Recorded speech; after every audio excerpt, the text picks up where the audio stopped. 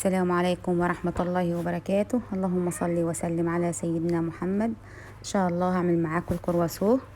جبنا كمية الدقيق بتاعتنا زي ما انتم شايفين كده. جبنا كيلو دقيق، حطينا عليه 3 معالق سكر ومعلقة خميرة كبيرة وربع معلقة ملح وربع معلقة فانيليا عشان الفانيليا بتديه طعم وريحة حلوة.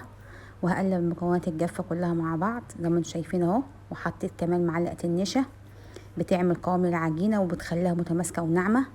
معلقتين النشا مهمين قوي في الدقيق، بيخلي العجينه معاكي ناعمه وملساء وحلوه.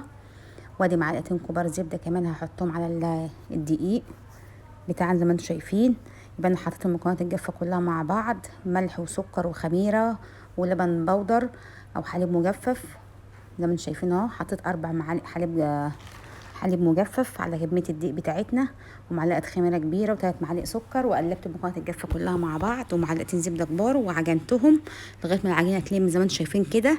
ومش هسيبها تخمر، يا دوبك هعجن العجينه بتاعتي واروح حطها ترتاح واروح مقطعاها كور صغيره زي ما انتم شايفين كده. لان انا مش هسيب العجينه تخمر، لو سبت العجينه تخمر وتيجي تقطعيها هتفتل معاكي ومش تبقى حلوه.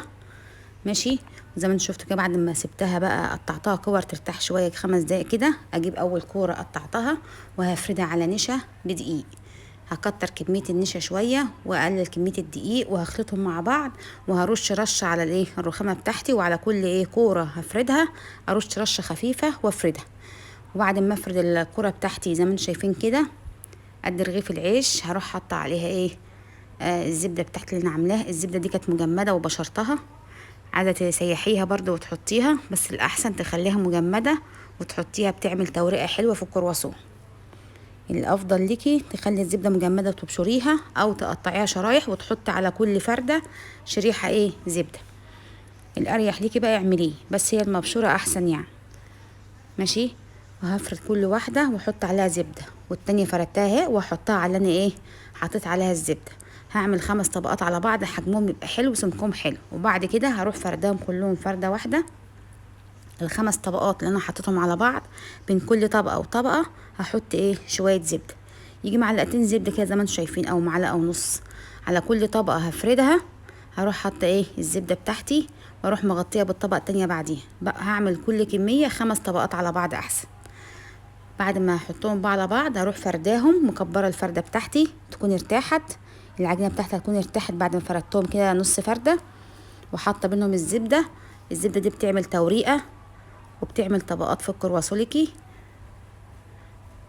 كده. انا خلصت الكميه بتاعتي زي ما انتم شايفين اهون. هروح جايباها بقى زي ما انتم شايفين. اروح حاطه برضو رشه خفيفه كده من النشا بتاعتي او الدقيق، واروح فردها بقى، مكبره الفرده بتاعتي هي كده ارتاحت. بعد ما قطعتهم كور حطيت بين كل كوره وكوره هفردها زبده، وبعد كده هسيبهم يرتاحوا. وبعد كده هفرد زي ما انتم شفتوا، وهجيب الصينيه بتاعتي هدينا دهن الزيت بسيطه. وبعد ما فردت ال5 طبقات على بعض وكبرتهم زي ما انتم شايفين كده، اروح مقطعاها بقى زي ما انتم شايفين اهي مثلثات، يعني العكس خلف خلاف، مره من فوق ومره من تحت. تقطعيها هيئه او شكل مثلثات زي ما انتم شايفين. واروح فاتحه فتحه بسيطه كده بالقطاعه بتاعتي، واروح برماه زي المثلث كده، واشد من قدام فوق عشان الطرف بتاعها يقفل معاها تحت. اروح برمى كده اهو،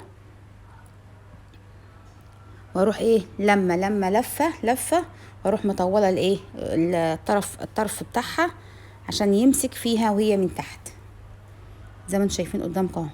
الكميه كلها هعملها بنفس الطريقه، وما سبتش العجينه تخمر. انا عجنتها يا دوبك العجينه وقطعتها ترتاح، وبعد كده فردت على طول. لو سبت العجينه تخمر وتيجي تقطعيها هتلاقيها بتفتل معاك ومش تبقى حلوه. بعد ما تخلصي خلاص الكميه بتاعتك سيبيها بقى تخمر، وبعد كده تبقي سوي زي ما انتم شايفين. انا عملت الكميه كلها معاكم اهي.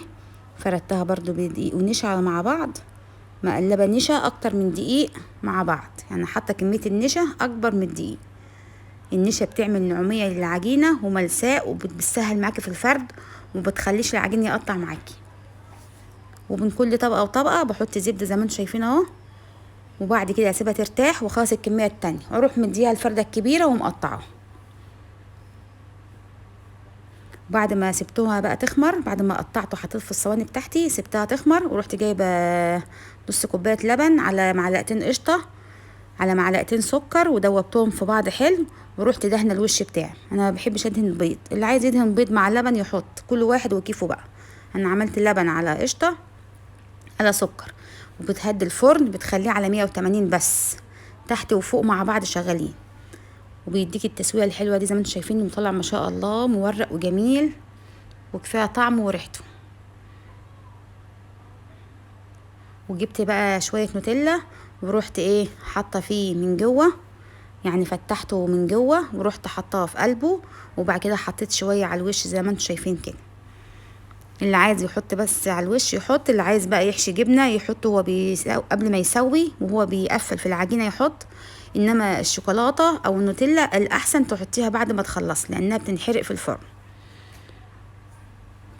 زي ما انتم شايفين طالع مورق وجميل وما شاء الله وهايش، وبألف صحة وعافية على اللي هياكل. نتمنى انتم تجربوا طريقتنا، طريقة سهلة ومبسطة خالص وبتاخدش وقت، وفي التسوية بياخدش وقت في التسوية. ونرجو بقى تكتبوا لنا رأيكم في التعليقات، وتعملوا لنا اشتراكات وتشجعونا. والسلام عليكم ورحمة الله وبركاته.